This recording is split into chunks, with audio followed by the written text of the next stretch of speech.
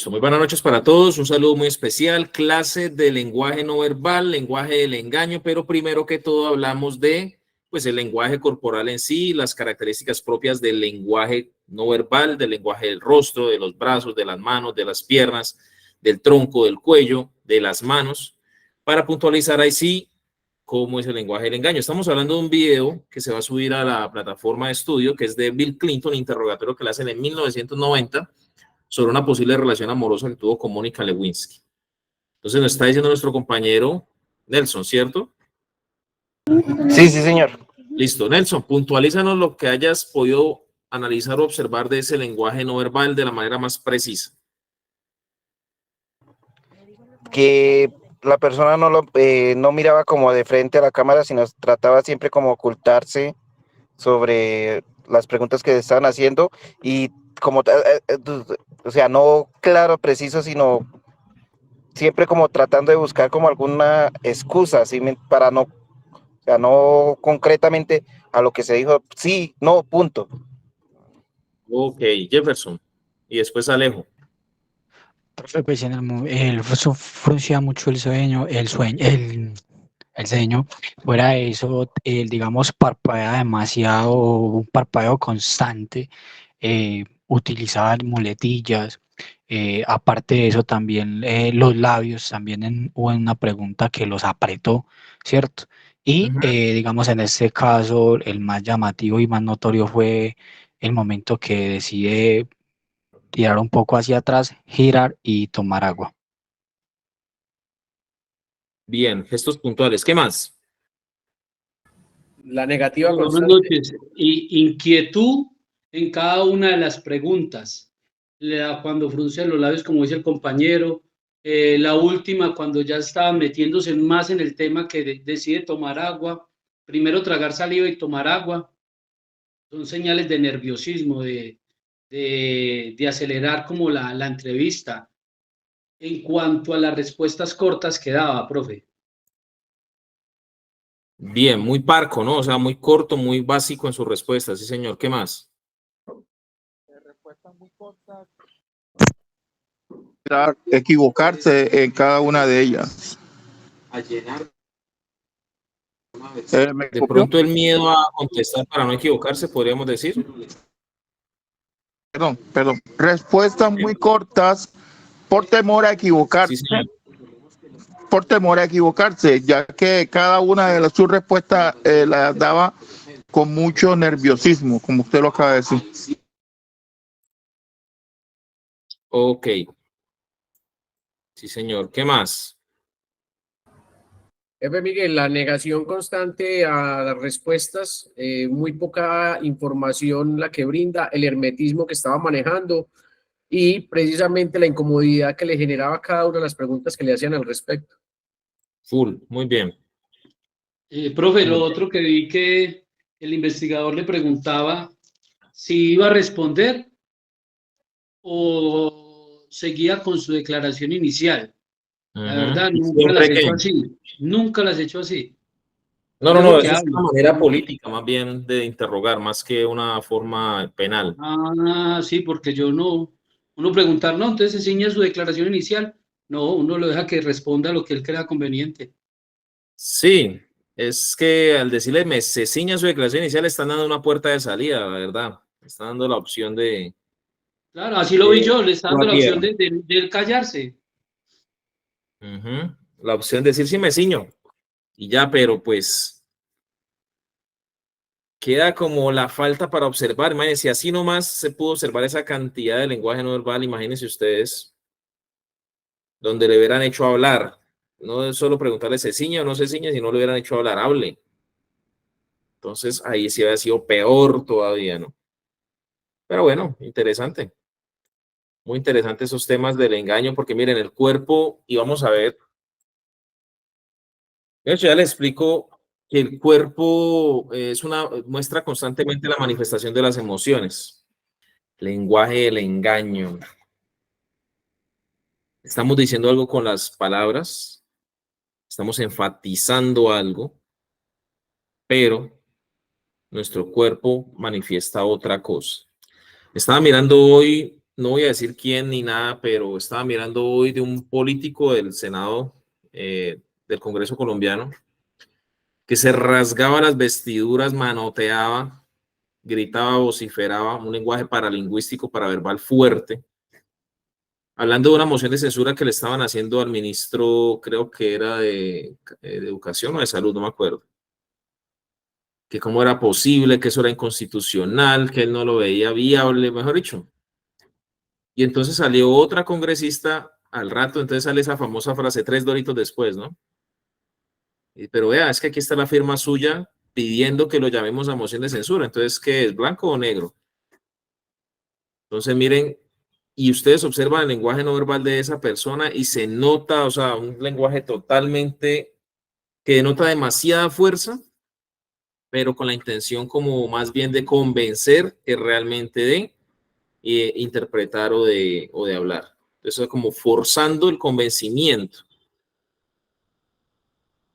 ¿Han escuchado ustedes? Nunca me ha pasado ni conozco a nadie que le haya pasado, pero he escuchado que la respuesta del hombre cuando la mujer lo pilla es ponerse ¿qué?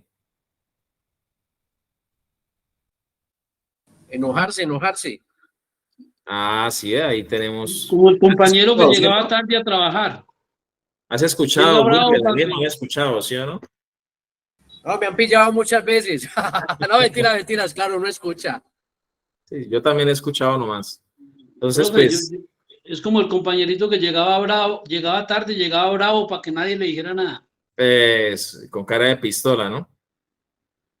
Entonces, miren, la opción aquí es que a veces ese carácter demasiado fuerte denota es precisamente un bloqueo o una necesidad de mostrar o de convencer. Empezando por ahí. Entonces, cuando ustedes ven hoy en día, uno analiza los lenguajes corporales, en la parte política sobre todo, hay uno por ahí que le hacen una congresista donde hablan del sistema de salud y no, o sea, es radio solamente. Y o sea, como que esas pequeñas pausas denotan que no, está perdida totalmente. Porque no sabe el tema, le preguntan con datos precisos y no sabe. Y ellos, por su necesidad, que les decía yo la clase pasada, ¿se acuerdan? Que es maluco, se ve mal, que usted como orador admita con vehemencia que se equivocó y se dé a entender de que la embarró. Y esta persona, por el contrario, no dice que se equivocó, sino que le da vueltas a la pregunta, ¿sí? Le da vueltas y vueltas y entonces el periodista le dice a esta persona, a esta señora, le dice, bueno, sí o no, senadora, sí o no. Es que si tal cosa, entonces empieza otra vez. Y en el mundo de la política les pido que empiecen a analizar eso, porque eso va a ser un buen ejercicio para ustedes en el ámbito de investigación. Y no solo en el ámbito de investigación, también en el ámbito personal, con sus hijos, familiar. Es importante que ustedes comprendan que cuando una persona está mintiendo o no sabe la respuesta, ustedes se van a encontrar ante una situación de verborrea o de desarrollo verbal. Es decir, la persona va a empezar ¿a qué? A explicar, a justificar cosas. ¿Sí? Va a empezar a tratar de hablar y de decir y de explicar y de darle vueltas al asunto. Eso es una buena manera de pillar cuando una persona o no sabe o nos está mintiendo. Es una recomendación. Les pongo un ejemplo, Desde el ámbito psicológico yo tomo esto muy jocosamente, pero en las relaciones de pareja. Un ejemplo. Cuando usted llega a las 3 de la mañana, eso es un ejemplo solamente académico. Esto en realidad nunca pasa, pero es un ejemplo académico. Usted llega a las 3 de la mañana y le pregunta a su pareja, ¿dónde estaba? Entonces, incluso hay un humorista que tiene un video parecido a esto. Y entonces, los hombres generalmente tienen un problema y es que no saben mentir, no sabemos mentir, entonces la embarramos más rápido. Entonces le dice, no, mi amor, ¿cómo le parece que es que ese jefe sí me la tienes montada? Mejor dicho, no, usted sabe, yo ya le he dicho, sí, en ese man como me la tiene azaroso, eso nos puso a hacer unas vainas y después una reunión y eso me dejó un trabajo larguísimo. No, mejor dicho, es que yo ya no sé qué hacer, yo tengo ganas de retirarme del trabajo. ¿Y qué le preguntó su pareja? ¿Dónde estaba? Solamente ¿Dónde dónde estaba? estaba. ¿Sí o no? ¿Y qué tan difícil es contestar dónde estaban? Pues ¿De estaba dónde jugando un viene? partido, estaba en el trabajo, ¿sí o no? Pero como no sabemos la respuesta o como estamos mintiendo, ¿qué empezamos? A darle vueltas a la información. Darle vueltas a la información. Pero vamos a ver hoy, esta es la intro de esta clase. Es una manera, ¿no? No es todo. Porque hay otra forma que es el bloqueo corporal, que lo vamos a ver más adelante, que es cuando yo, parecido a lo que hizo el presidente, el señor presidente en el video que pudimos ver, y es que yo hago un bloqueo, me aparto y cruzo mis brazos o los envío atrás o me los pongo en el bolsillo. Y hago una vez como una, no quiero saber nada. Y ya. Entonces, hay diferentes maneras que tenemos que empezar a identificar. Porque ustedes diariamente no solamente hablan pues con entrevistados, sino también que puede ser con delincuentes, con informantes, si uno no sabe de pronto cuándo o hasta dónde un informante le puede estar mintiendo. Entonces, con esta intro y con un saludo nuevamente muy, muy afectuoso, muy caluroso, arrancamos con la presentación. Tenemos y habíamos hablado del sistema límbico, ¿se acuerdan de la amígdala, sobre todo, que es la responsable de ese secuestro emocional? Cuando nosotros percibimos algo, se hace de manera sensorial, es decir, por los sentidos, los 5 sentidos que tenemos. Y entonces ese estímulo sensorial viaja, ¿sí? Viaja hacia nuestro cerebro, pero en ese camino, la amígdala tiene la capacidad de analizar rápidamente, digámoslo así, si ese estímulo es una amenaza o no. Es un análisis demasiado rápido. No es pensar, no, es como un análisis de amenaza, digámoslo así, como una alerta de amenaza, como un botón de pánico. Y entonces cuando la amígdala determina este rango de amenaza, de riesgo, de peligro, de temor, inmediatamente ese camino que llevaba el estímulo hacia el neocórtex, hacia el cerebro pensante, se corta y ella manda una orden para que el cuerpo reaccione. ¿Cómo? Como ya habíamos explicado en parte en la clase pasada y como les voy a acabar de explicar en esta clase. Es decir, que corta el tránsito del estímulo hacia la percepción del cerebro y lo que hace es ordenar una acción inmediata. No da tiempo de pensar. ¿Sí? No da tiempo de pensar.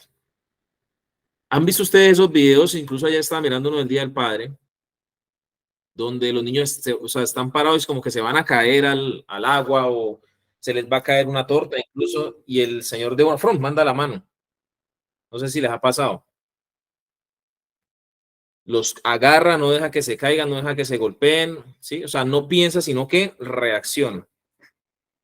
Entonces, esto es el cerebro límbico, precisamente ejecutando una acción en automático de reacción. ¿Qué sucede? Que nosotros somos seres emocionales. El ser humano es por naturaleza emocional. Qué pena, yo miro por aquí un chat que nos habían dicho. Dice Roger.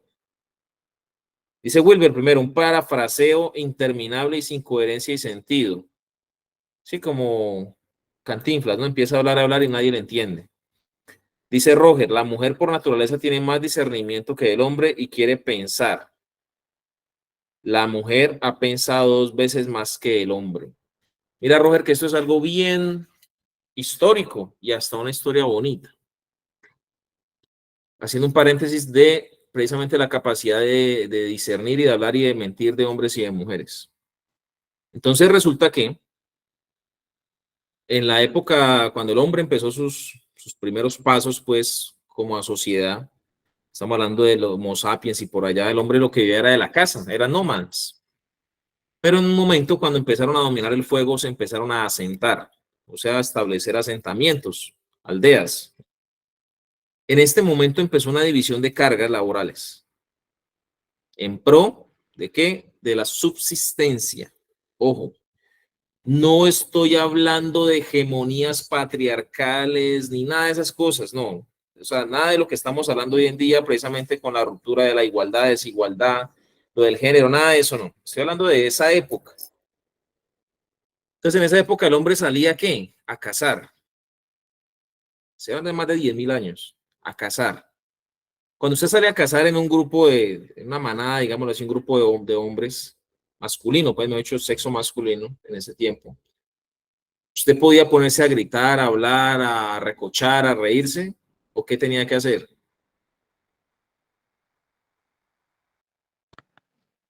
Cazar. Sigilo, sigilo.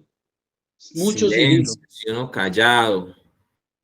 Y las mujeres se quedaban cuidando. En ese tiempo el hombre no dominaba el fuego en sí porque lo supiera hacer, sino porque generalmente cuando caían rayos o por el sol habían incendios, ellos tomaban ese fuego y lo cargaban, se lo llevaban. Por eso incluso hay una película que se llama La Guerra del Fuego. No sé si la han visto, es viejísima, súper vieja. Y precisamente habla de estas tribus y todo eso, la Guerra del Fuego, porque ellos andaban con un fuego y las otras tribus atacaran a las tribus, a las aldeas, a las agrupaciones para robarles el fuego, porque el fuego era vida. Recordemos que en estas épocas estábamos pasando apenas de la era de hielo y eso hacía mucho frío. Entonces ellos andaban con ese fuego y donde se asentaban, pues hacían una ¿qué? Una hoguera. ¿Y cuál era la función de las mujeres? Estoy hablando meramente, como les digo, de subsistencia, nada social, ni hegemonía, ni nada de eso. Las mujeres, pues como tenían dos hijos, ¿qué hacían ellas? Cuidar el fuego de que no se apagara. Cuidar el fuego para que no se apagara, exacto, para que no se apagara y cuidar los hijos. Y pues como eran varias, se rotaban, iban a buscar vallas, sí, organizar cosas y demás. Esta fue como una distribución inicial de trabajo entre machos y hembras, digámoslo así, pues para irnos más al término, ¿cómo podríamos decir? Pues a nivel de, sin hablar nada social, mejor dicho, solamente como tal el sexo. Entonces, ¿qué pasa? Que el hombre cuando iba a casar, pues tenía que hacer silencio. La mujer mientras cuidaba la hoguera, mientras cuidaba a los hijos, mientras iba a recoger vallas, pues ¿qué podía hacer o qué hacía regularmente?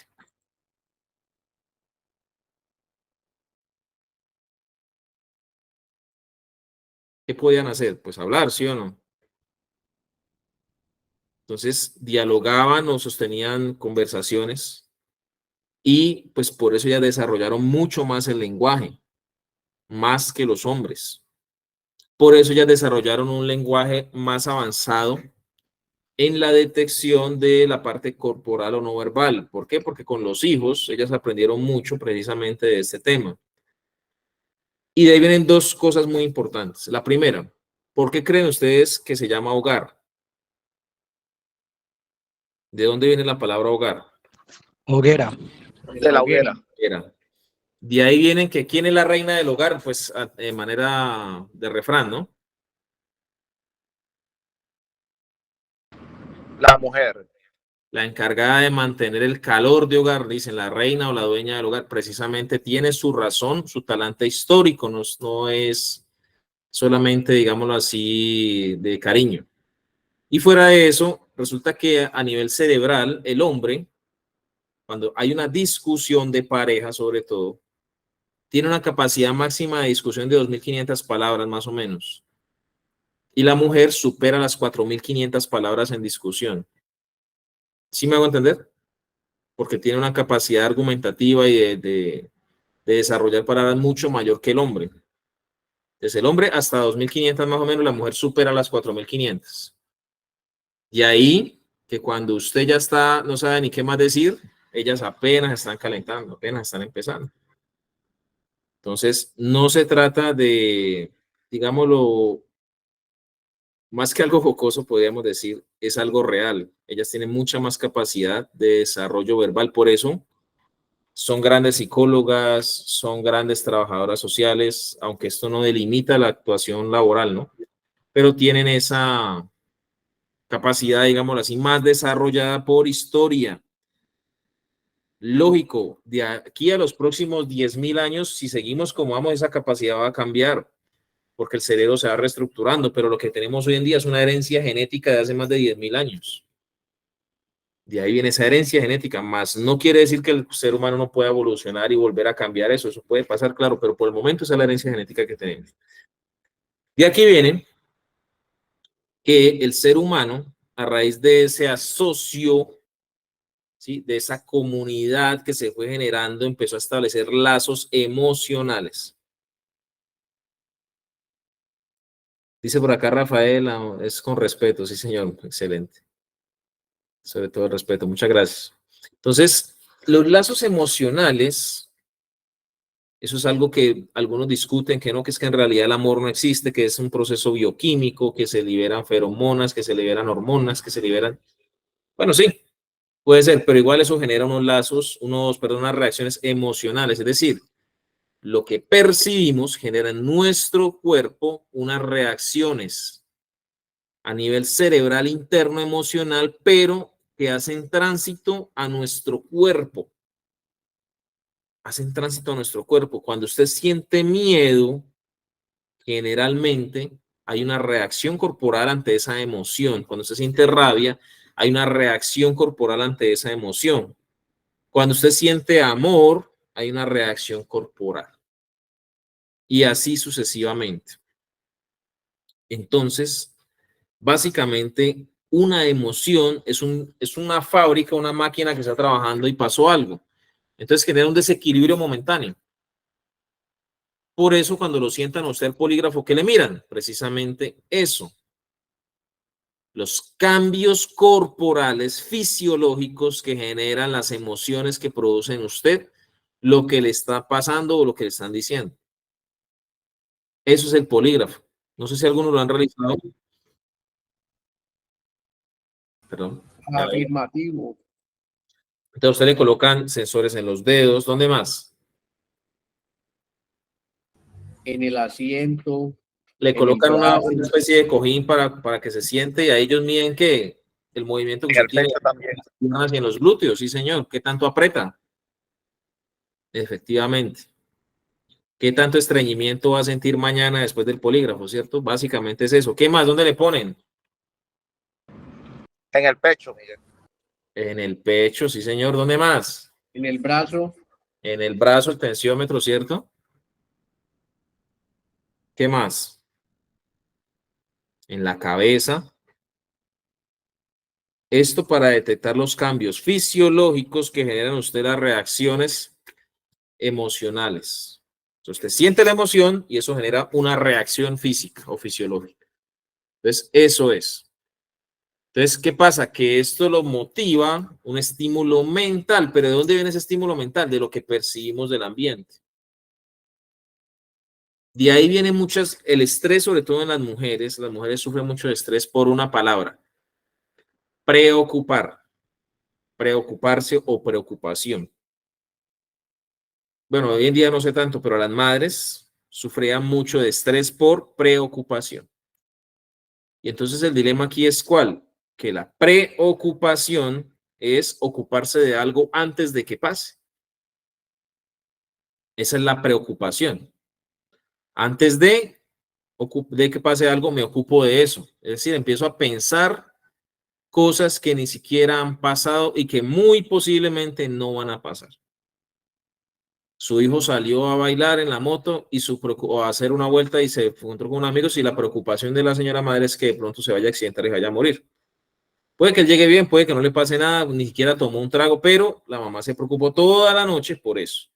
Y eso genera en su cuerpo unas reacciones ¿qué? Unas reacciones físicas. Esas reacciones físicas, ese proceso mental genera una sustancia que se llama el cortisol, que es necesario precisamente cuando tenemos que reaccionar. El estrés es necesario para sobrevivir. El estrés nos genera ese momento esa emoción nos genera ese estrés y ese estrés nos genera ese cortisol y ese cortisol genera una reacción corporal que es tensionar los músculos, activar la vista, generar una irrigación más amplia sanguínea, es decir, poner el corazón a trabajar más, el cerebro a trabajar más, a estar más pendiente, más activo, ¿sí? Más despierto. Entonces, ¿qué pasa? Que el estrés era una situación necesaria en la época en que el ser humano necesitaba sobrevivir. Hoy en día ya no sufrimos estrés por supervivencia, hoy en día sufrimos estrés por convivencia.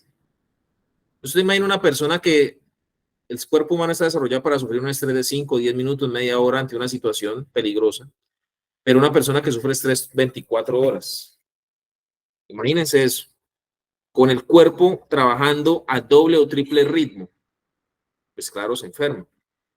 Entonces, ese estrés momentáneo que genera ese estímulo que ingresa al cuerpo, genera una reacción que generalmente son episodios de corta duración.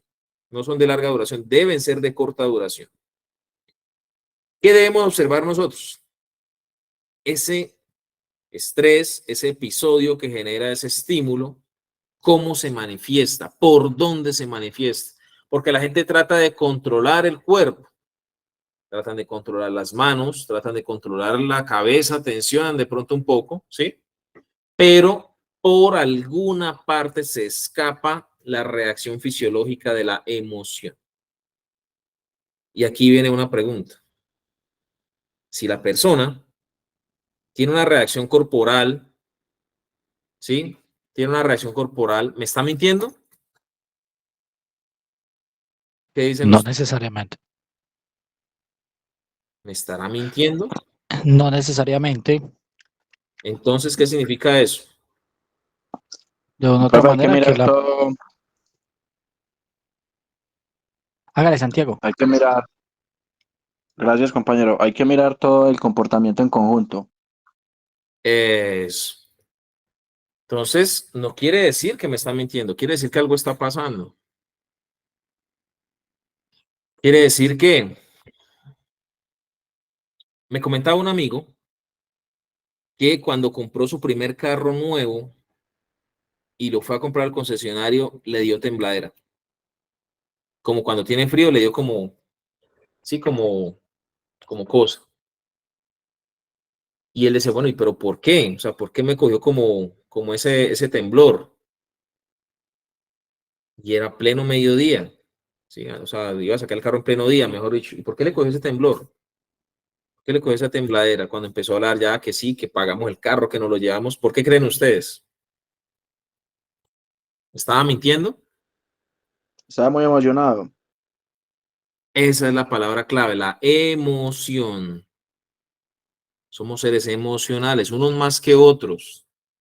Recuerden los tipos de personalidad, pero sin embargo la emoción sale por alguna parte. Lo importante no es, y yo les dije a ustedes, si hay o no hay una reacción no verbal o una reacción física o fisiológica.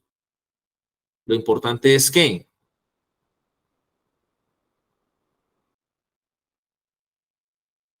los cambios, una persona al someterse a una entrevista puede estar ante una situación de estrés. Entonces puede tener sus brazos, sus dedos así, ya eso lo habíamos hablado, puede estar con este movimiento en la cabeza, normal, y puede de pronto estarse rascando por acá, puede golpear con los pies el suelo, etcétera.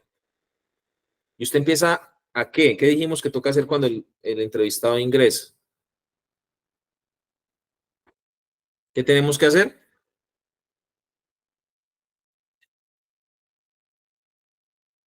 El rapport.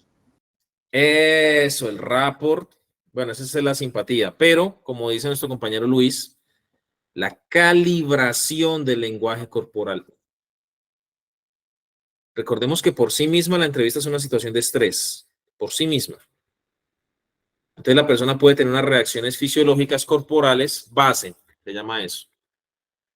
A algunos de ustedes les pasa que cuando van a algún sitio, una conferencia de trabajo, una charla, un concierto, bueno, una presentación del colegio de sus hijos, analicen a la gente que está sentada el comportamiento que tiene. ¿Qué hacen algunas veces? Cuéntenme ustedes qué han visto de pronto ahora que empiecen a echar cabeza que ven que la gente hace cuando está en esas situaciones.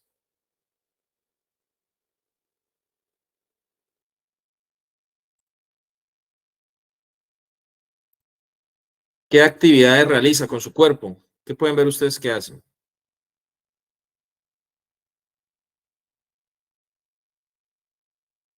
Qué pena, ¿sí me están escuchando? Ademanes, tips, ¿Como cuáles? muestras de algunos nerviosismos, mover los dedos, traquearlos. La sudoración también en algunos casos les fluye más. Sí, señor, efectivamente. Yo lo máximo que he tenido la oportunidad de hablar ante un público ha sido 6.000 personas en una conferencia. Y les cuento que el momento previo a hablar ante ese grupo, fue pucha, impresionante. O sea, se siente un temor bastante fuerte. Pero después de que usted arranca a hablar y digámoslo así, como ya tiene usted el conocimiento, digámoslo así, de pronto se puede desenvolver, ya empieza uno a hablar normal. Pero los primeros 30 segundos al primer minuto son cruciales. Y es lo mismo que le dicen a los policías y a los soldados, a los militares, de los primeros 30 segundos o minuto, luego de un ataque, una emboscada. Le aumenta la adrenalina. Eso, la inyección de adrenalina que sufre el cuerpo, precisamente el secuestro emocional va a hacer que usted reaccione o que se esconda o se paralice, y de eso dependerá su vida, básicamente. Y así mismo es cuando usted se va a enfrentar a un público. Así mismo es cuando usted se va a enfrentar a una entrevista.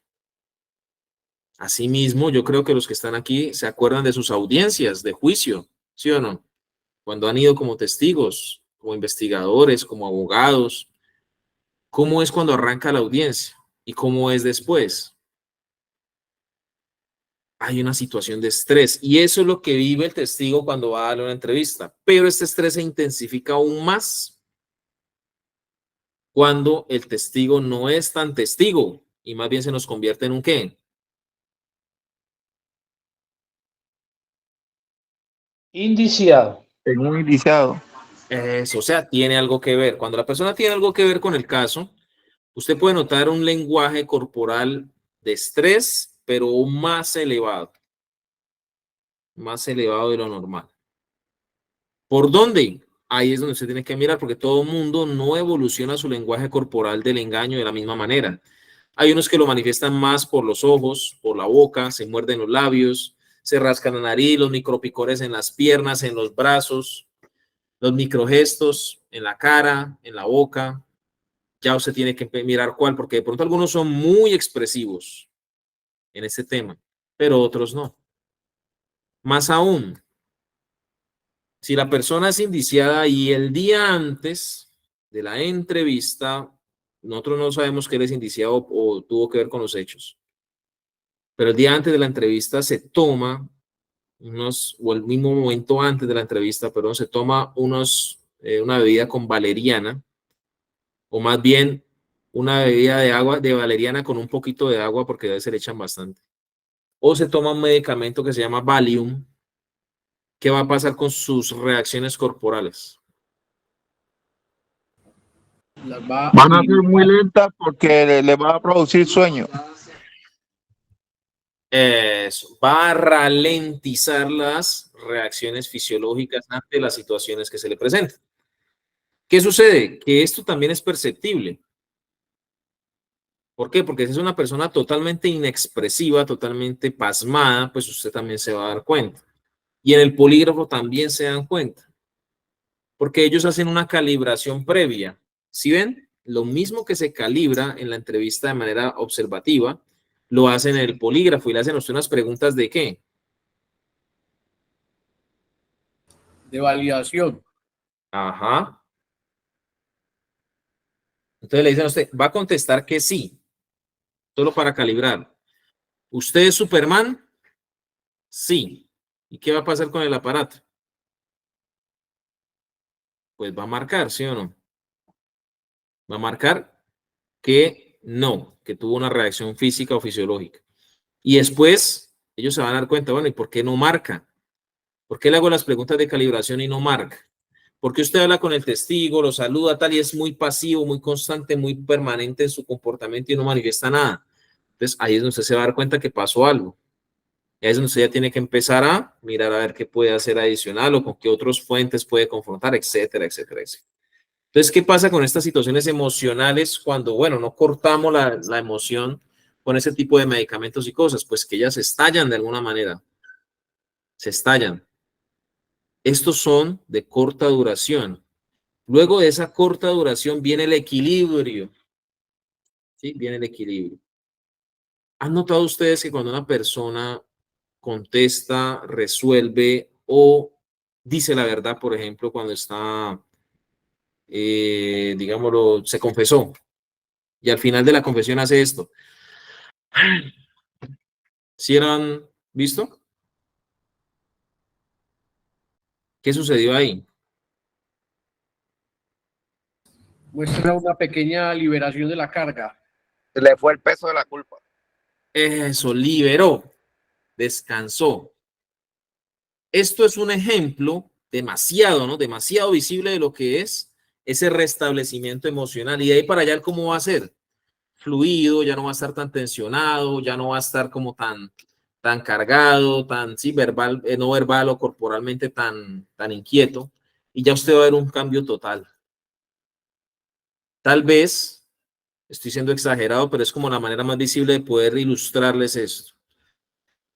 Emoción, ¿sí? Por un estímulo sensorial que genera una repercusión física con un bloqueo de la razón, pero que después de que concluye, se restablece otra vez la emoción y el equilibrio se vuelve y se normaliza.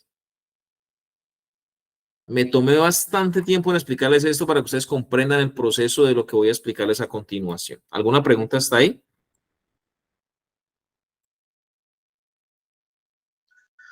Profe, a mí me gustaría saber, en caso pues de que uno esté en una entrevista y detecte pues con certeza que la persona le está mintiendo, el procedimiento a seguir es que se continúa con la entrevista o deja anotados en alguna parte o qué se haría.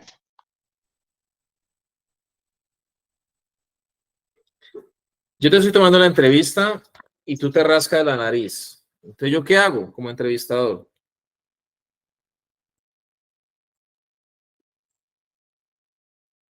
Lo mío. Lo observo, ¿sí? Entonces lo miro y apunto. Veo que después vuelvo y te rasca la nariz. Entonces yo me quedo, hago como una mirada fija momentáneamente y vuelvo y así no está escribiendo nada. ¿Qué hago? Y al rato otra, entonces yo vuelvo y, ¿qué estoy haciendo con esto?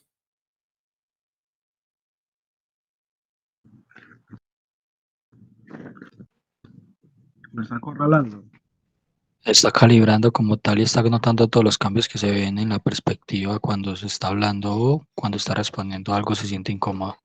¿Qué sucederá, Santiago? ¿Qué sucederá, Jefferson? Si tú me estás mintiendo, eres consciente que me estás mintiendo, y cuando tú tienes estas actividades corporales, estos movimientos, yo, así no esté apuntando nada, yo hago como quien dice que, yo llego ahí, ¿qué quiere dar Claro, a entender eso? de una de esas, Intimidación. Que yo sé que me está mintiendo. Lo pillé, ¿sí me va a entender? No se lo estoy diciendo, no lo estoy encarando, pero dejo constancia, así como les digo, así no se escribe nada. Cada vez que veo esos cambios corporales o fisiológicos, que se agarró, que se sobó la cabeza, que yo miro, o sea, hago la pausa para mirar, que se dé cuenta que lo estoy viendo lo que está haciendo y entonces va a decirle, bueno, ¿usted qué tanto es que apunta? Ah, no, tranquilo, que es que la entrevista es un proceso investigativo de comunicación y yo también tengo que dejar registrado pues todo el lenguaje no verbal corporal que tiene la persona, los cambios y el posible lenguaje del engaño y demás. Entonces yo dejo constancia de todo esto para hacer un análisis concienzudo y pues valorar. ¿Qué va a pasar ahí? Se enoja, puede ser cierto.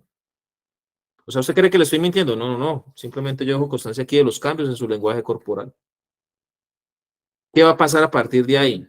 Que si él estaba moviendo los hombros, si él estaba subiendo las cejas o apretando las manos, ¿qué va a hacer él en este momento? va a tratar de controlar esos movimientos. Eso. ¿Va a ser Va más a adoptar, consciente? ¿Sí, Wilber? va a adoptar una nueva, va a generar ciertos cambios entre los cuales uno puede encontrar ya cómo está tratando de controlar o manipular la entrevista o va a concientizarse o a sensibilizarse de que tiene, de que ya está en descubierto y puede en algunos casos encontrar una mayor colaboración al respecto. Entonces, ¿qué sucede? Exacto. Si yo sé que me están viendo, que me rasco la nariz, ¿cierto? yo lo hago de manera inconsciente. Recuérdense que dijimos que la nariz es un órgano eréctil, o sea, se llena de sangre y por lo tanto pica. Yo me estoy rascando la nariz y cada vez que me rasco la nariz me miran y apuntan. Yo voy a ser más consciente de no rascarme la nariz, pero como es un acto reflejo, como es una reacción fisiológica ante una emoción, ¿qué va a pasar? Cuando yo me rasco la nariz, me freno. Y entonces peor me siento porque, ya me pillaron otra vez. Y me va a rascar y entonces, y ya trato de ser más consciente, entonces empiezo a hacer otra cosa. Entonces me doy cuenta precisamente que ahí pasó algo. Y ese algo, yo sigo tomando la entrevista, no hay problema. Yo no, si no tengo elementos concretos de juicio para determinar la posible responsabilidad o al menos la participación de alguien en un delito, yo no puedo hacer nada. Yo tengo que tomarle la entrevista. ¿Se acuerdan del caso que les decía del novio de la muchacha en la clase pasada? Creo que fue que se robaron una plata de un negocio y que él como que tuvo que ver, pero ellos no tenían si claro si sí o si no. ¿Qué hicieron ellos primero con él? ¿Le tomaron una qué? La entrevista. Normal, exacto. Una entrevista normal. No interrogatorio, ¿por qué? Porque no teníamos claridad de qué era o no era, un ejemplo. Entonces, como no tenemos la claridad, pues una entrevista. Después, con otros elementos de pruebas que ya nos dimos cuenta que sí, al parecer tenía participación. Aquí ya decidirá por estrategia la fiscalía y el investigador si le hacen o no le hacen interrogatorio. Pero yo le soy sincero, si yo tengo elementos contundentes, tengo la entrevista y tengo el elemento de prueba, el confronto, y con esos tengo suficiente para pedir orden de captura, pues ¿para qué lo llamo interrogatorio? ¿Sí o no? ¿Qué hago? ¿Por operatividad? ¿Como por justicia social? Porque se sienta por lo menos que se hizo algo, pues ¿qué hago? Trato de tramitar o gestionar la ¿qué?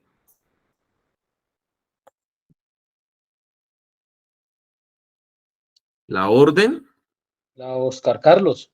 de captura, exacto. Trato de gestionar la orden de captura porque eso da como un sentimiento. ¿No les parece a ustedes que una orden de captura da como un sentimiento de justicia? Así de pronto no sea justicia, pues como tal. La verdad, sí. Así la persona salga Totalmente libre. de acuerdo. Así la persona salga libre, pero da como un sentimiento de justicia. Entonces, yo sé que tengo elementos de prueba, pues no lo llamo interrogatorio, pero cuando está débil o suave o hay más o menos la actividad o la persona se ofrece interrogatorio, pues ya valoraremos si conviene o no conviene hacerlo. Entonces, ahí está la respuesta a tu pregunta. ¿Qué pasa si yo veo que está teniendo un lenguaje y posiblemente me está engañando? Pues yo simplemente lo apunto en mi cuaderno, te digo, aquí, cuando le pregunté sobre tal cosa, o ahí coloco rapidito, pregunta sobre si estaba o no en el lugar. Movió la cabeza, nervioso. Pregunta si el taxista que les comenté el caso pasado, si la policía lo había registrado, lo habían llevado al CAI. Dijo que no, pero se puso nervioso. Pregunta sobre si le habían pedido una carrera o no, nervioso. Y entonces yo aquí estoy diciendo que ya por eso, por ese simple hecho es culpable. ¿Sí o no? No, No. Ustedes ya saben el resultado del caso, pues ustedes ya, claro, aquí no hay nada, ustedes ya saben. Pero como yo estoy apenas en el caso, yo no sé qué va a pasar aquí en adelante, pues yo lo hago porque yo sé que aquí se puso nervioso. ¿Qué tengo que hacer yo entonces? Ya cuando terminó todo su relato y avanzamos en la entrevista y estos punticos que yo apunté, que yo relacioné, ¿qué tengo que hacer con esos momentos de las preguntas de las entrevistas? ¿Qué tengo que hacer? Direccionar preguntas con relación a eso. Volver a preguntar de una forma, de otra, lo suelto y vuelvo y lo cojo por otro lado. ¿Ya para qué? Para tratar de precisamente determinar con claridad qué pasó. corroborar, confirmar o en su defecto que la presión lo lleve a un punto de una vez asumir la responsabilidad. Claro. Usted como investigador, aprendamos esto. Para negociar se tiene que contar con algo. Usted no puede entrar a la negociación como la parte más débil de la negociación. El que negocia como la parte más débil en realidad no está haciendo un acto de negociación, sino de sumisión. Entonces usted con un procesado contra el que usted no tiene nada cómo agarrarlo, cómo demostrarle que usted tiene el dominio, que usted es la parte fuerte, pues usted no puede llegar a decir, ay, vecina, es que yo creo que usted tiene la culpa, ¿por qué no hacemos un interrogatorio, una negociación? No. Usted tiene que demostrarle a él que tiene con qué apresarlo, con qué perseguirlo, con qué capturarlo, para que ahora sí el que sea el que necesite o el que trate de qué.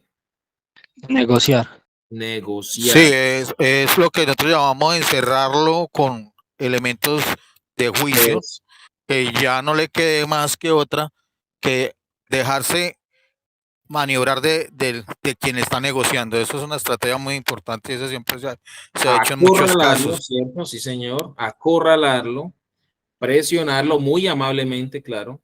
Presionarlo, acorralarlo, hostigarlo amablemente, para que sepa que usted ya sabe, para que sepa que usted tiene con qué, pero ofrecerle una salida y explicársela. Y al explicarle la salida, ver que esa es la única forma que tiene, que de pronto le va a ir pues un poco mejor con eso, que si lo cogen de lleno, pues él va a negociar y claro, hagámoslo. Este es el ejemplo del cambio de la experiencia con un interrogatorio. Miren lo importante de la observación del lenguaje no verbal. ¿Por qué recomiendo yo que las entrevistas sean grabadas y no solamente escritas ahí pues por una persona o que sean dos personas? Porque la observación es vital. La observación es vital. Si usted no está observando al testigo cuando le está tomando una entrevista, es como si usted estuviera tomando la entrevista y él estuviera a espaldas. No hay posibilidad de apreciar. A mí me pasó un caso en estos días que estuve por ahí en el Tolima. Yo le decía al abogado, porque estamos trabajando a favor de un imputado ya. Yo le decía, porque lo conocí en la parte activa y sabía de sus procederes irregulares como funcionario. Pero igualmente, una de las estrategias del abogado, yo le decía, hay que hablar con él directamente porque usted sabe de que el cliente no puede andar con secretos a la defensa técnica porque entonces estamos jodidos de qué vamos a estar. Y yo le dije, yo no quiero adelantarme a decirle nada, pero simplemente cuando estemos con él, pues vamos a sacar algunas análisis, ¿no? Y sí, efectivamente, cuando lo cogimos entre el propio abogado, el abogado le decía, hagamos de cuenta que estamos en un interrogatorio en juicio y usted cómo va a justificar esto, y lo empezó y yo lo soltaba él, lo cogía yo y al último, sí, realmente cuando terminamos y ya hablamos en privado con el Lo abogado, condenado.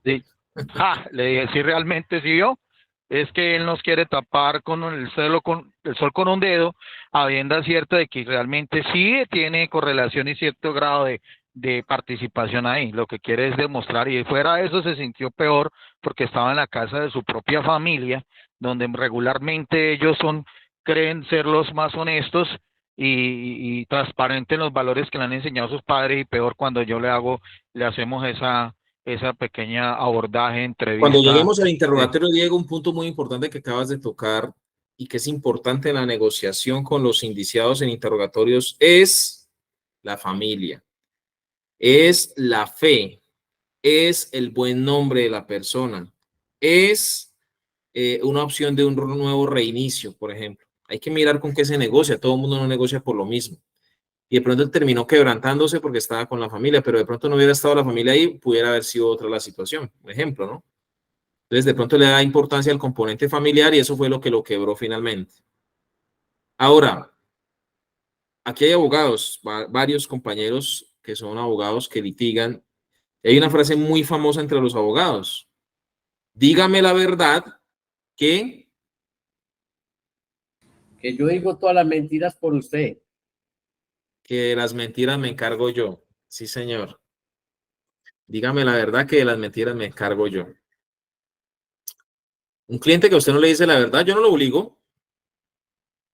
Yo no lo obligo, ¿por qué? Porque pues yo confío en mi cliente y eso se lo advierte uno. Señorita, señor, caballero, dama, pues aquí se trata de un negocio donde usted va a pagar un dinero para que lo representemos y pues yo creo que a usted no le conviene invertir mal esa plata o botar esa plata, menos hacerse condenar. Pues la idea es que usted me diga la verdad, pero si usted no me dice la verdad y de pronto nos sale la fiscalía con una sorpresa que yo quedo como, uy, ¿qué pasó aquí? Y quedo como maniamarrado y usted lo condenan, créame que ahí sí ya no va a ser responsabilidad mía, va a ser responsabilidad suya por no haberme dicho la verdad. Porque usted me dice la verdad y vemos qué pasó, pues miramos cómo podemos contrarrestar la tesis o la teoría de la fiscalía, pero si usted no me dice nada, ahí no hay cómo defenderlo. Entonces, más bien es como, ese punto también es importante. Entonces, bueno, avanzando. ¿Cómo es el lenguaje corporal? ¿De dónde podemos observar el lenguaje corporal? En la cara y los componentes de la cara. Todos, la frente, las cejas, los ojos, la nariz, la boca, el círculo de contacto facial que se llama toda esta parte, que es los ojos, la nariz y la boca, círculo de contacto facial. Las orejas incluso, las mejillas, porque se pueden enrojecer o palidecer. Todo eso es la cara y sus componentes. El cuello, ¿por qué? Porque el ser humano proviene de los primates, proviene de seres animales y pues lógicamente al momento de la caza siempre eran atacados por el cuello, por otros animales. Entonces siempre es como esa prioridad de protegerse el cuello también. Pero también ustedes ven que el cuello es un punto donde se siente mucho el estrés, ¿sí o no? ¿Y qué generalmente hacemos cuando estamos ante una situación de estrés, de nervios, de temor o de peligro? Nos mandamos la mano, ¿sí o no? Cansancio, estrés, peligro, y nos mandamos la mano al cuello o a la nuca. El tronco y su conjunto nos da sensación de aproximación, interés o desinterés. Vamos a mirar otros aspectos también. Las extremidades son puntos de apoyo para el cuerpo y se han convertido a lo largo de los años en ese elemento que soporta el lenguaje, en ese aspecto que dibuja nuestras palabras, podríamos decir, así como lo hacen las manos. Dibujamos nuestras palabras con las manos y soportamos lo que estamos diciendo. Y las manos son precisamente ese punto, como ese pincel, digámoslo así, que acaba de puntualizar lo que estamos diciendo o lo que estamos haciendo. Entonces, Pues, si uno está entablando una conversación con la persona y está ahí, uno aplica mucho cuando uno está dando las clases que surgen pequeños focos de desorden, entonces se aumenta el tono de la voz, se hace un pequeño movimiento brusco a ver si reacciona al mismo. Ah, ok. Buen apunte. Pero entonces, ¿qué es lo primero que yo hago? Si yo le estoy preguntando sobre el arma utilizada para el homicidio y se queda así, ¿qué tengo que hacer yo?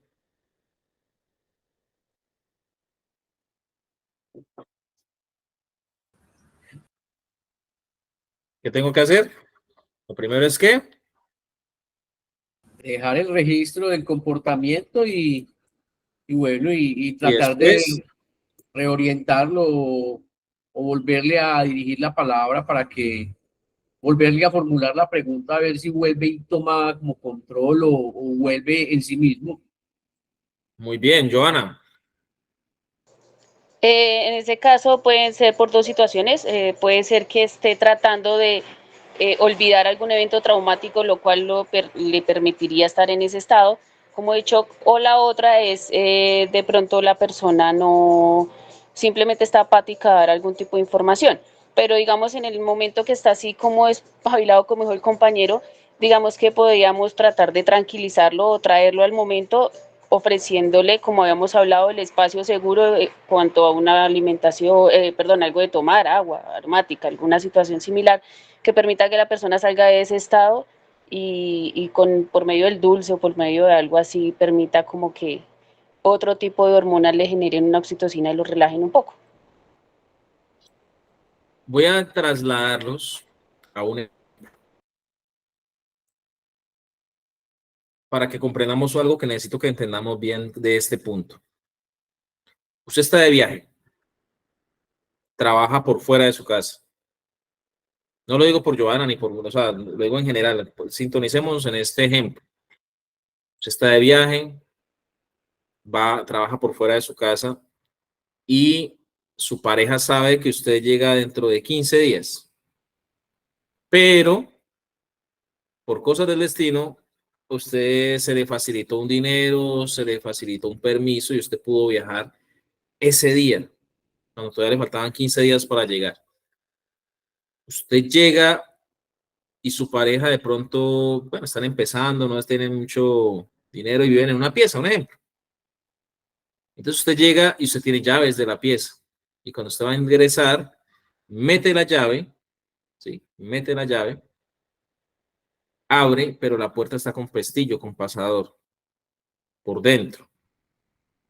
Usted escucha movimientos dentro de la habitación. Sí, es una habitación de esas de inquilinato. Bueno, usted escucha movimiento, no tiene por dónde salir. La única forma de entrada o salida es la puerta y una pequeña ventana que hay que es cerrada a uno de los lados, pequeñita. Y escuchan voces, entonces usted toca, habla y no le contestan. Y usted, ¿sí? Usted dice, bueno, voy a marcar a ver qué pasó. Llama al celular y el celular timbra adentro, pero lo cuelgan. Después de un rato, usted casi tumbó la puerta, pues no tiene más que hacer la persona que está dentro y abre. Y había un hombre en el interior de la habitación, en pantaloneta y camiseta y chanclas. ¿Qué pasó ahí? Sara, la de la SIGIN.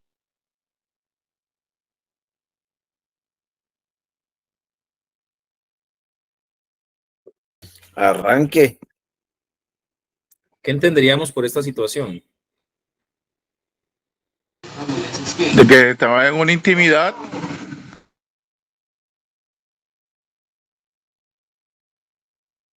¿Será?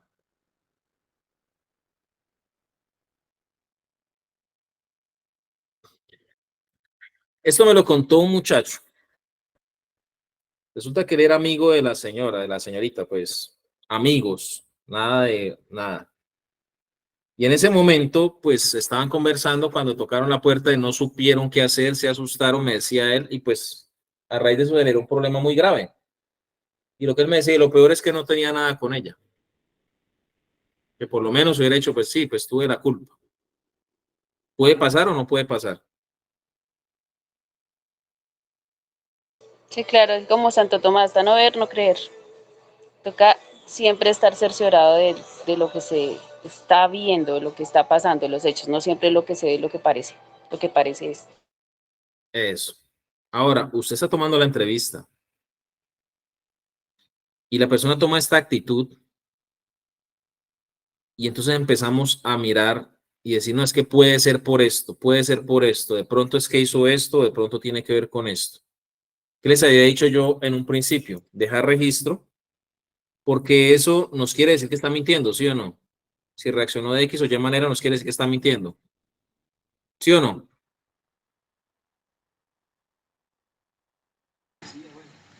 No siempre. No, yo pensaría que no siempre está mintiendo, o sí. Hay personas que se bloquean en una situación de esa. ¿Qué nos quiere decir entonces ese lenguaje que podemos percibir, ese cambio, esa posición estática o ese movimiento de hombros? ¿Qué nos quiere decir?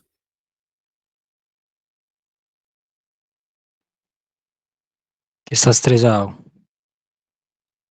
Que hay inquietud. Estresado, inquieto. ¿Qué nos querrá decir eso? Incomodidad. No. No. Quiero que nos quede claro, por eso les pongo el ejemplo. Qué pena que no los estoy regañando, ¿no? Quiero es dejar un punto claro. No nos dice incomodidad, no nos dice estrés, no nos dice nervios, no nos dice mentira. ¿Qué nos dice? Que algo está pasando. ¿Sí? Algo está pasando. ¿Qué está pasando? Eso es lo que tenemos que averiguar. Por eso yo dejo registro o tengo en mi mente muy claro ese momento para después ¿qué?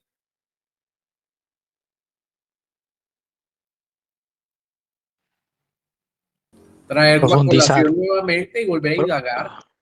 Profundizar, exactamente. Retomar, indagar, profundizar y ahí sí darme cuenta, en la medida de la posibilidad, darme cuenta de qué. De qué De qué significaba. qué era lo que estaba pasando. Eso. Quiero que nos quede muy claro este punto. Tal vez asumimos de primerazo que nos están mintiendo. Tal vez asumimos de primerazo que es un engaño. ¿Les ha pasado a ustedes o han escuchado en otros países que cuando sucede algo y los empiezan a interrogar, le dicen de primerazo, Míreme a los ojos, pero dígamelo mirándome a los ojos.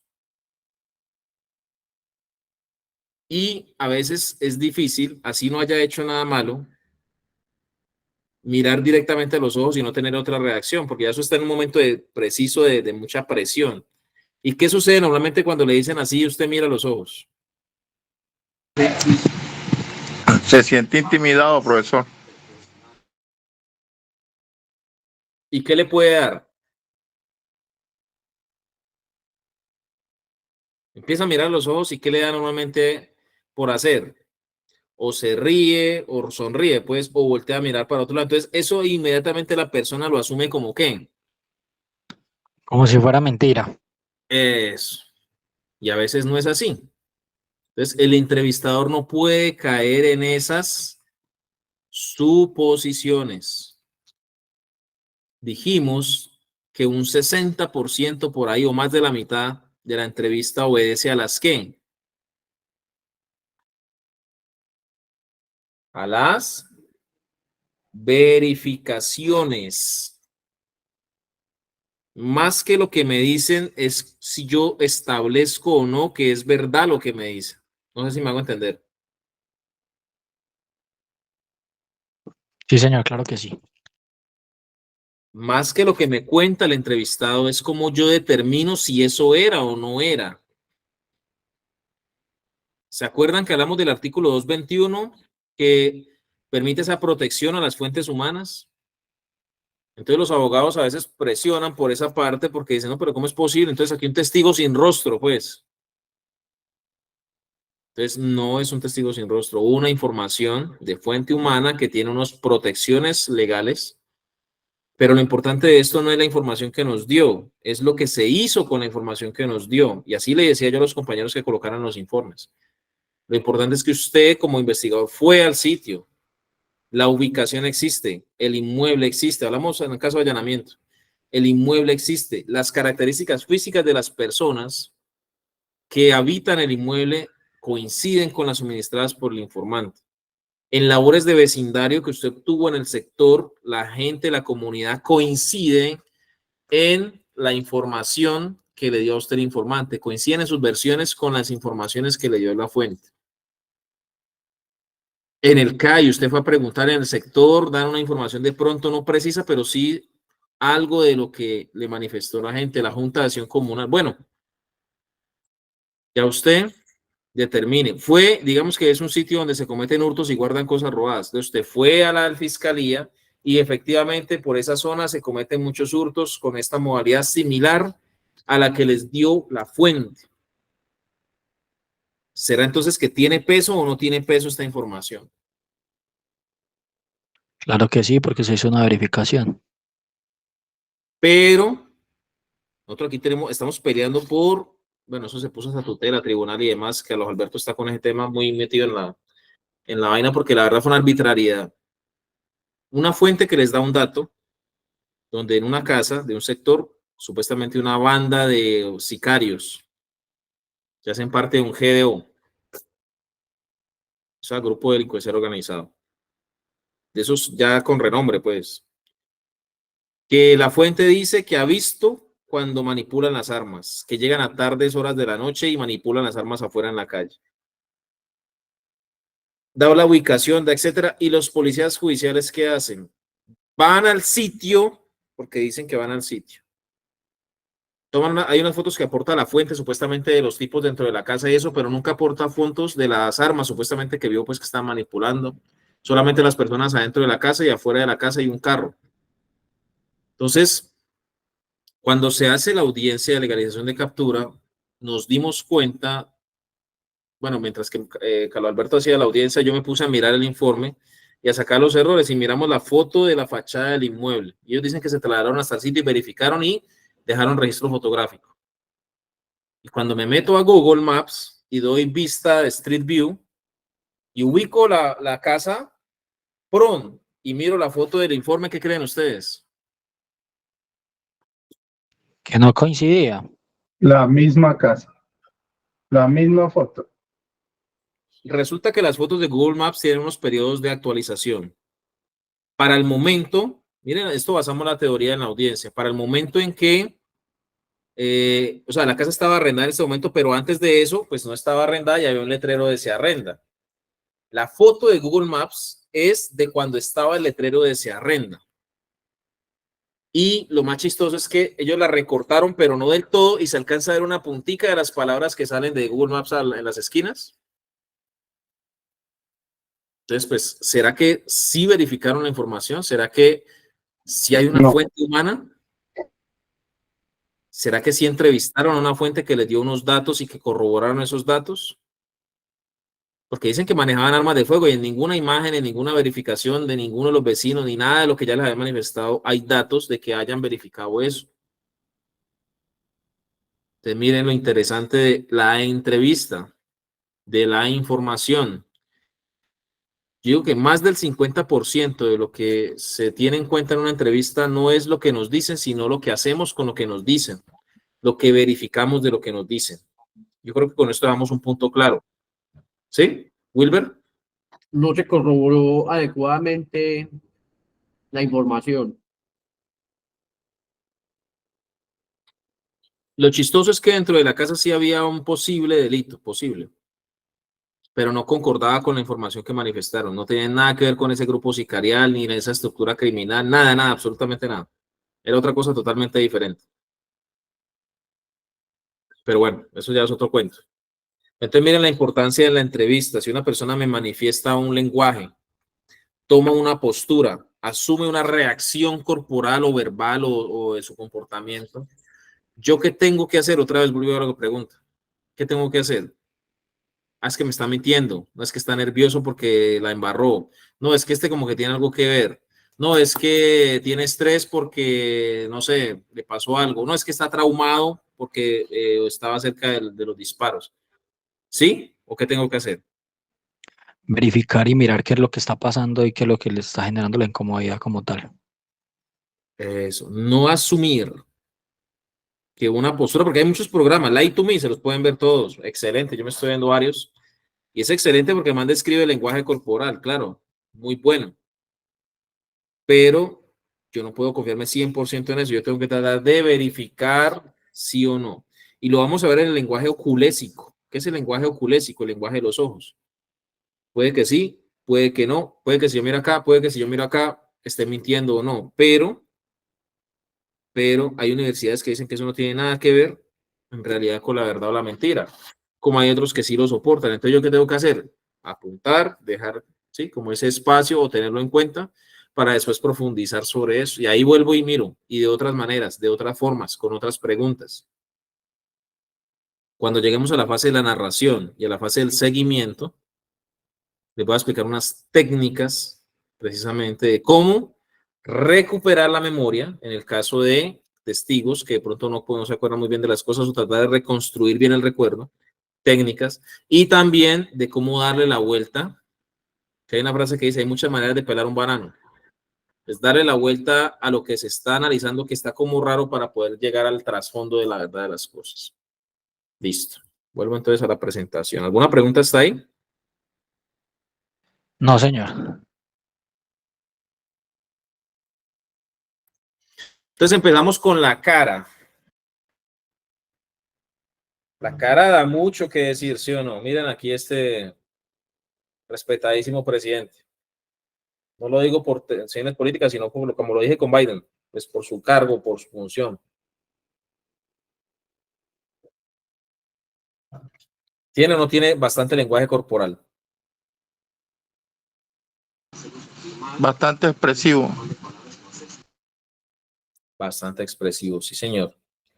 Entonces, miren, el rostro, la cara y sus componentes, en este caso los ojos, revelan muchísimas cosas. ¿Qué tanto sabemos o no sabemos de algo? ¿Será Sí, que en yo con efecto. los ojos puedo mirar de manera irrespetuosa? ¿Cómo?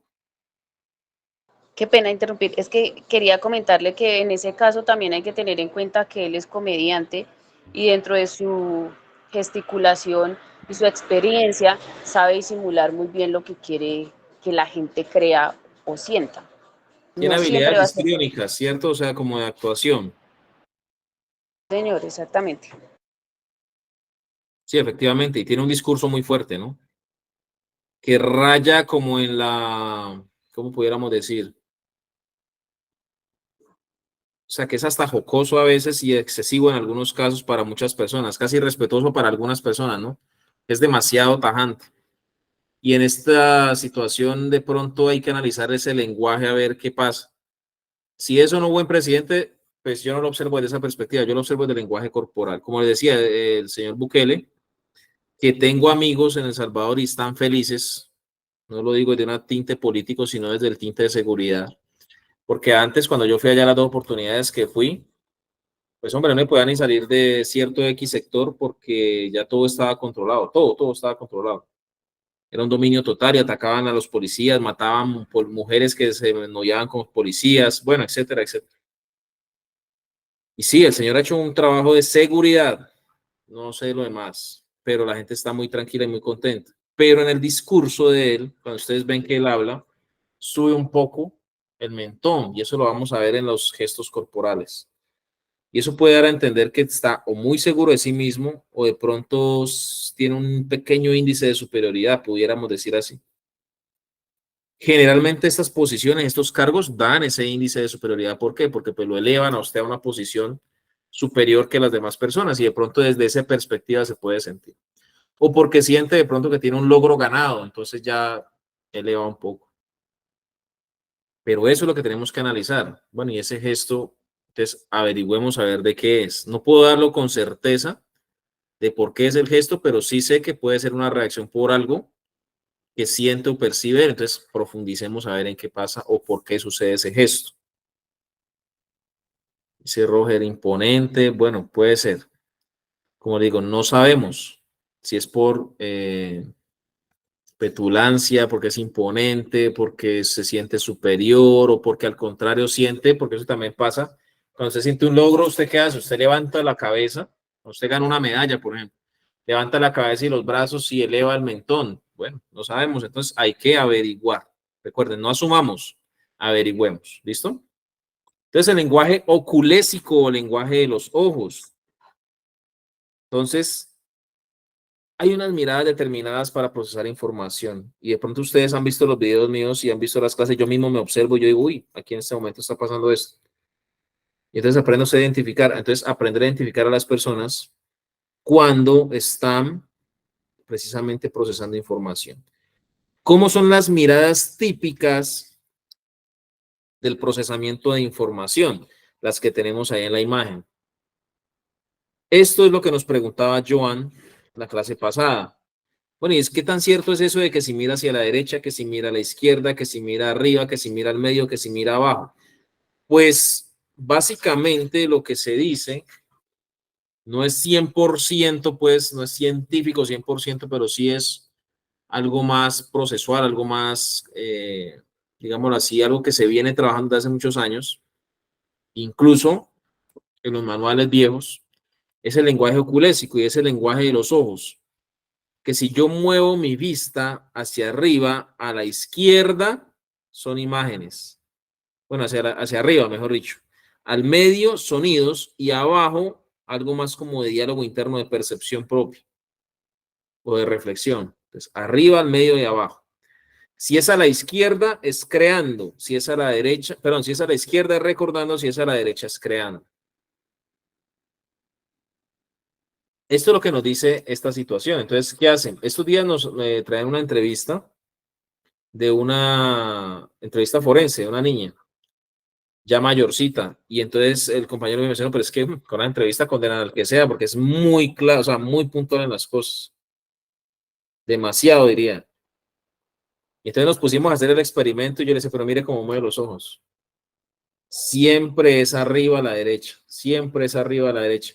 No, y fuimos y me llevó a un motel y tal cosa. Y me metió a la pieza y tal cosa. Y me hizo esto y tal cosa, pero siempre mirando como hacia arriba a la derecha. No estoy diciendo que está mintiendo, pero miren que sí de pronto tiene algún componente como de relación con esto. Porque está, cuando ustedes mueven los ojos hacia un lado, hacia arriba, abajo, los ojos están buscando esa información en el cerebro, entonces están yendo a uno de los hemisferios del cerebro o uno de los lóbulos, entonces están tratando de mirar precisamente esa información, buscarla, tratar de encontrarla.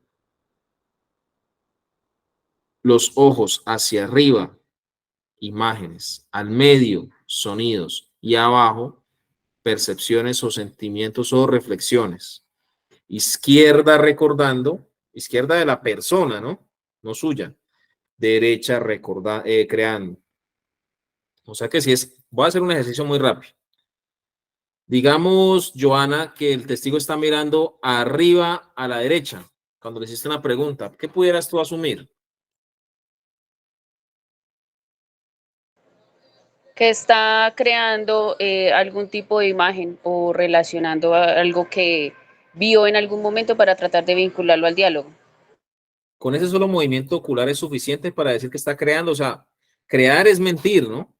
No, no es suficiente porque obviamente hay que ver el cuerpo, digamos el movimiento corporal, los cambios de color y demás, sino pues para la pregunta que me hizo, digamos que exacto, contestaste muy bien. Claro, a simple vista nos dice que, pues según esa teoría, está creando. Entonces miremos qué más pasa ahí. ¿Qué está creando? O que si está creando o no, ¿qué está pasando? Porque ahí viene el problema, que es no, que si es zurdo o derecho la persona, entonces que una cosa o la otra. Entonces, ¿quién nos da a entender esto? ¿Por qué siempre eleva la mirada hacia arriba a la derecha cuando habla de tal aspecto de tal persona? Entonces ahí le seguimos profundizando a ver a qué llegamos. Eso es lo importante. Listo, vienen. Cuando ustedes ven que en el computador a veces hay una ruedita que gira cuando el computador está buscando información, ustedes le dan una orden, ¿el qué hace? Gira, ¿sí o no? Te pone a pensar. Eso, básicamente los ojos tienen una función similar según lo que pues, he podido analizar y entender, según lo que he leído. Y es que los ojos como que tratan de ir a la CPU y hacen lo que usted hace con el mouse, de buscar, buscar, buscar y clic, darle a abrir. Básicamente lo que hace usted con los ojos cuando está hablando es algo parecido. Sus ojos tratan de ir a hacer esas conexiones y buscar y encontrar en el cerebro eso que usted está mencionando o está dialogando. ¿Qué más? Nos permite hacer diálogos internos, que es cuando les decía la mirada hacia abajo. Mirada hacia abajo. Y con los ojos también usted puede entender el procesamiento de sentimientos. Eso lo vamos a mirar ahorita. Si se contrae lo que dice en el lenguaje del engaño, si se contrae, si se dilata la pupila, si se abre o se cierran los ojos, eso es importante. ¿Por qué? Porque en el lenguaje del engaño hay unas técnicas que utilizaban en la antigua China, creo que era, sí, en China, y era que cuando se sospechaba que alguien había cometido un delito, ¿qué hacían? Le echaban arroz en la boca. Sí, un manotado de arroz en la boca. Y se lo dejaban ahí un rato. Y lo empezaban a indagar, a preguntar y demás. ¿Qué pasaba si la persona no podía humedecer el arroz? ¿Qué asumían ellos?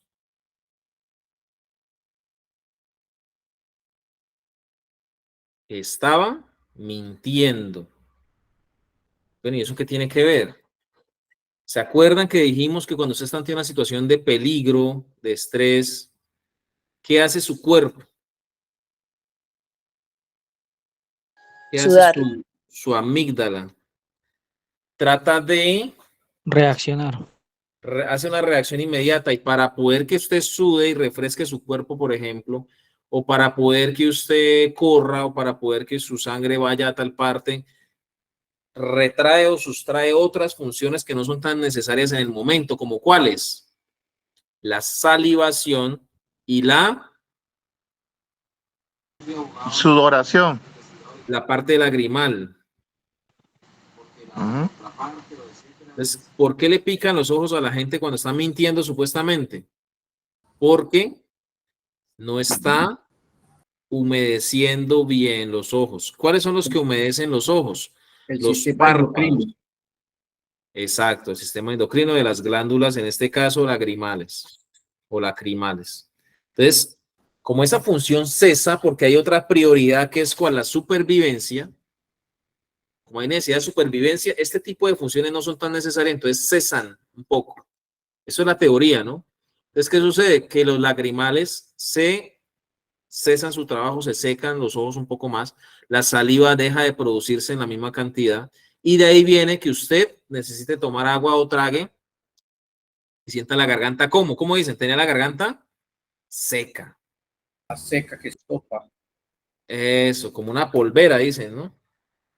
Entonces, de ahí viene eso. De ahí viene que, y vamos a ver un video, precisamente usted va a analizar el parpadeo. ¿Saben cuántas veces parpadea usted normalmente en un minuto? Aproximadamente.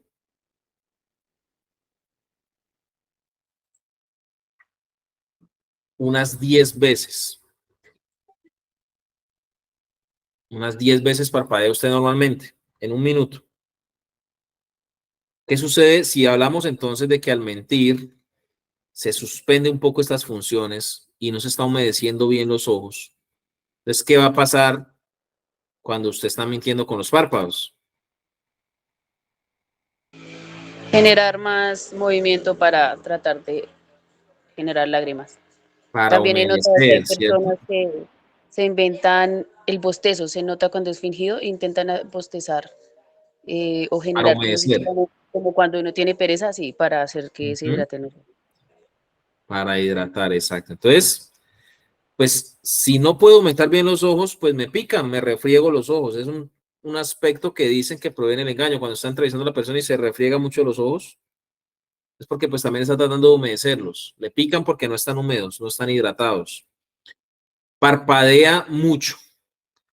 El lenguaje oculésico que ya mencionamos, arriba, abajo, al medio, a la derecha o a la izquierda, pues es algo que no es, eso no es todo. Hay que confrontarlo o correlacionarlo con las demás cosas.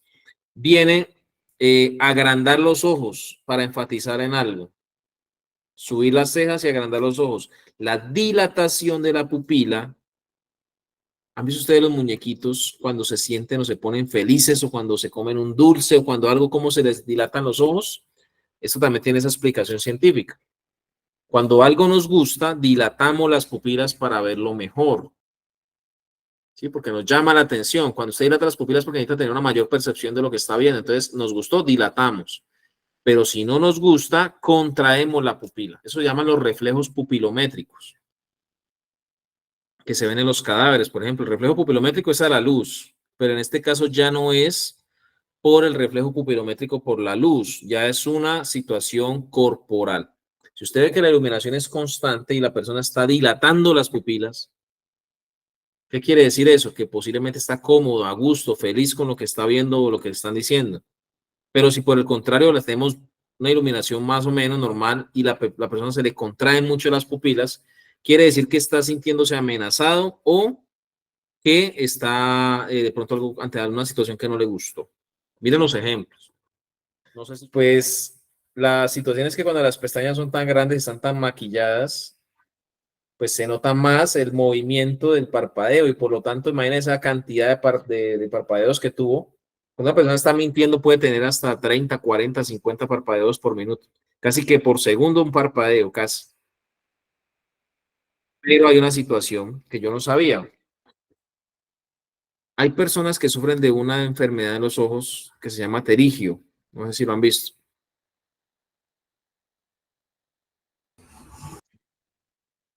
Afirmativo. El pterigio es una fibrosidad que va saliendo en los ojos y los va cubriendo. Y esto genera unas situaciones adicionales. Por ejemplo, que intensifique un poco el parpadeo, pero no tanto como se vio en el video. Sí, no tanto, pero sí se puede hasta duplicar más o menos unas 20 veces por minuto de parpadeo. Entonces, de 10 a 15 pasa de 20 a 30, pero ya es por esta situación. Pero no es como tan constante, ¿sí? Como un cambio de luces todo el tiempo, no. Es algo ya más normal. Nos dice Roger, ella es una actriz reconocida en México. Sí, señor, y con más razón.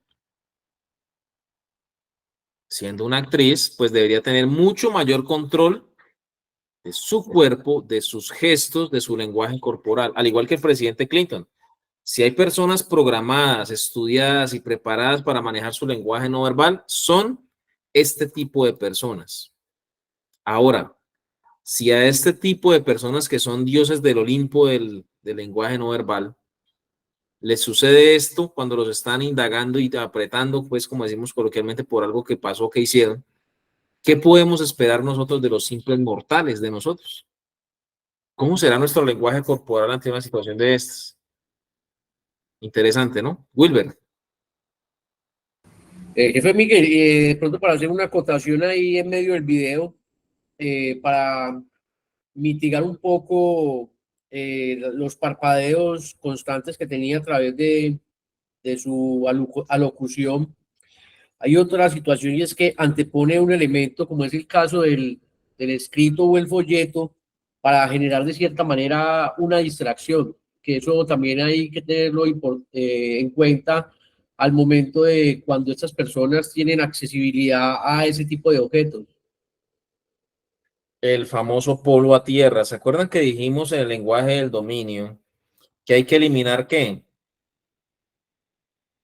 Los distractores. Distractores. Es muy interesante que ella, siendo actriz, estando acostumbrada a estar ante las cámaras, no le quedaba más fácil, como hacen cuando están presentando. Eso tiene una vaina que llama el teleprompter, que es donde van colocando lo que tienen que ir diciendo, es como una pantallita. Pues era mucho mejor y más sencillo hacerlo en el teleprompter, perdón, que ponerse a mirar un papel. Pero entonces, ¿qué pasa? Que primero el papel es un polo a tierra para descansar, para distensionar el lenguaje corporal, la parte emocional, y segundo, que le permite distraer la mirada, digámoslo así, y su rostro de lo que tiene que enfrentar. No estoy diciendo que esté mintiendo, estoy diciendo que es un descanso, mejor dicho. ¿De qué? ¿Qué hay que hacer ahí? Averiguar de qué está descansando, de qué se está descargando, qué energía es la que está sintiendo, por qué baja si pudiera hacerlo de otra manera, por qué parpadea tanto. Entonces empezará por esa parte, por ese punto, presionar. Y vuelve. Nuevamente, esa situación hace parte de esas posiciones o esas respuestas inconscientes que el cuerpo manifiesta, adoptando precisamente esas posiciones de defensa. Efectivamente. Entonces, mira lo interesante de este lenguaje. El lenguaje oculésico, la contracción, la dilatación de la pupila, la mirada arriba, abajo, al medio, a la derecha o a la izquierda. No nos vamos a ir solamente a una cosa, nos tenemos que ir a los qué, los conjuntos. Como dijo Joana, no nos puedo basar solamente en los ojos. Mintió. Quiero el ojo a la derecha, mintió. No, ¿qué tenemos que hacer? Mirar el conjunto de cosas adicionales. Si ustedes ven los dos videos que hemos observado, el señor honorable presidente Bill Clinton y la honorable actriz Angélica Rivera, ellos no tienen un solo gesto corporal. Ellos no tienen un solo tipo de lenguaje del engaño. Ellos tienen varios a la vez y los alternan o los agrupan. Entonces, ¿qué hay que hacer? Muy observadores, mirar mucho. Pero ¿qué he visto y qué no me gusta de pronto de algunos entrevistadores, de algunos compañeros que toman entrevistas? Que primero, ¿se acuerdan que yo les recomendé y Rochi nos recomendó un programa? No me acuerdo cómo se llama, empezaba por C, que era para escribir sin mirar el teclado. ¿Cómo? Claro, profe. Bueno, ese programa para escribir, o mecanografía, que es con el que yo aprendí, no estoy haciendo propaganda ni me están pagando créditos por eso, u otros, sirven para escribir sin mirar. ¿Por qué? Porque yo veo algunos compañeros que escriben con los 2 dedos o 3, con esos así, con esos 4. Clavaro se llama el programa. Clavaro con K, ¿no? Entonces escriben con esos 2 dedos, pero ¿qué tienen que hacer para escribir así? Pues concentrarse en el teclado para poder mirar las teclas. ¿Y qué pierden en este momento cuando se concentran en el teclado? La percepción y la observación ¿de quién? De la persona entrevistada. Y ahí les puede estar haciendo mueca, los puede estar grabando de todo y sanos, como dicen los muchachos. Entonces, ojo con eso, aprendamos. Primero tratemos de hacer entrevistas netamente grabadas y segundo, si no, pues si vamos a escribir, aprendamos este tipo de cositas que son interesantes, ya que ustedes están metidos en el cuento, ¿no? Lógicamente, porque si no, no lo recomendaría. La mirada. ¿Será que la mirada dice mucho? Claro. ¿Se acuerdan que dijimos, si se acuerdan de pronto de la imagen de Arnold Schwarzenegger que les puse? Que hay que sostener la mirada, pero no es un concurso o una guerra de miradas. ¿Cómo así? Hay una regla convencional, digámoslo así, a nivel social, que se llama la regla de los 2 segundos. ¿Qué entendemos por la regla de los 2 segundos? Perdón, Johanna, que no te dejé participar. ¿Ibas a decir algo? Qué pena. Ahora que me acuerdo te habías levantado la mano. Sí, señor, no, pues era solamente un complemento de pronto a la intervención del video, y era que la persona adicional de pronto aprenderse el libreto que tenía que hacer para mentir, entonces el comportamiento que más generaba era como para tratar de convencer a la audiencia, entonces también generaba el tema de mirar al frente, de la posición de los brazos y demás, pues para parecer confiable. Entonces, por eso también de pronto lo traiciona de cierta manera esas actitudes, porque tiene que tener en su cerebro no solo lo que está mintiendo, sino el tratar de convencer. Eso. Entonces, miren, hay varias cositas que hay que observar con ese video. Se los recomiendo que lo vean con más tiempo, completo. Son como 6 minutos. Y ella hace varias cosas. A veces toma el papel como si fuera a leer y vuelve y lo coloca. O sea, solamente como por descargar y vuelve y lo pone, como un distractor. Saca las manos hacia un lado. Dicen que eso es símbolo de estar evadiendo el problema. Bueno, muchas cosas. Pero como les digo, no es observar una sola, sino observar varias. Porque ya los manes duros en ese tema, pues, de lenguaje corporal se ensañan, ¿no? No, que es que respiró así. Y eso ya es tal cosa. Eso significa que es el engaño de yo no sé qué. O sea, se van al extremo, pues. Hay que ser expertos, pero pues ya eso es demasiado a la minucia, ¿no? Demasiado. Mira lo que mostraban que no, que tocó la hoja de esta manera. Entonces, ¿qué eso significa? Tal, se está agarrando de la hoja.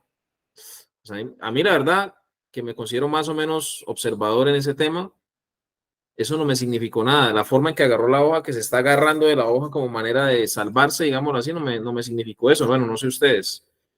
Pero cuando ya es como mucho a la minucia, ¿no? Ya demasiado. Claro, hay que mirar los aspectos del lenguaje corporal. Hay que tener en cuenta los conjuntos. Mientras más experto usted se vuelva, mejor. Pero pues hay cositas que a mí ya se me desfasan de lo normal de observar, ya como muy al demasiado, pues al detalle. Entonces, volviendo, y gracias, Joana, por la participación, la regla de los 2 segundos, ¿qué significará en la mirada?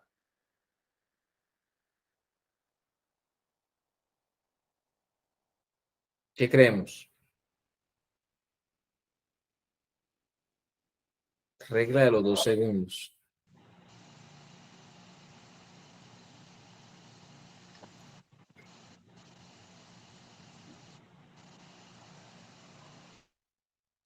¿Será que debo sostener la mirada 2 segundos? ¿Será eso? ¿O cómo lo analizamos? El máximo contacto de vista, nos dice Luis. La regla de los 2 segundos dice que usted más o menos debe sostener la mirada 2 segundos a la persona. Entonces, se lo mira a los ojos, 1, que no se ponga a contar, ¿no?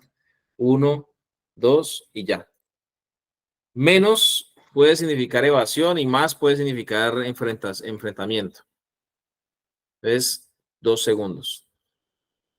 Hay una situación que usted debe hacer cuando está hablando con una persona y es la exploración facial. Lo miro a los ojos, 2, 1, 2 y en ese momento o después hago un recorrido por su rostro. Hago un recorrido por su rostro.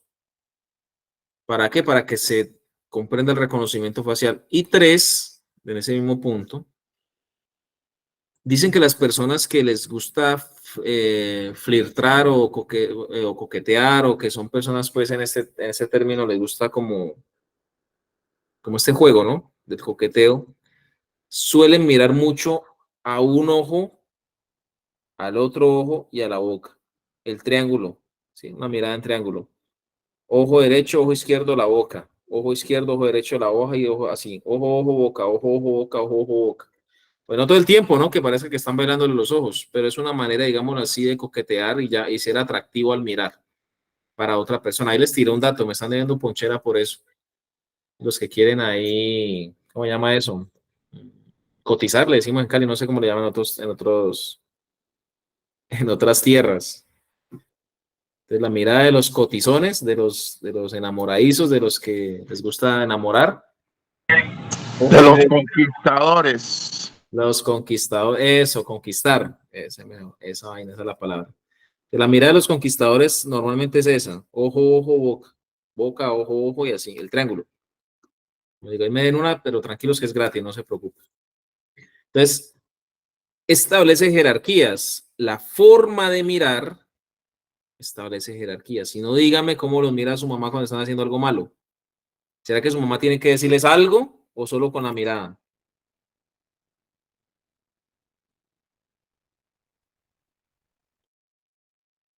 ¿Será que tiene que llamarlos o algo? ¿O con la sola mirada usted ya sintió el... Dice Rochi, con una mirada basta. Esa es una mirada de jerarquía, de superioridad. Despliegues Una mirada de territoriales. puntería, porque cuando miraba enseguida mandaba el zapato. Sí, se nos da un despliegue territorial es que, pues que la persona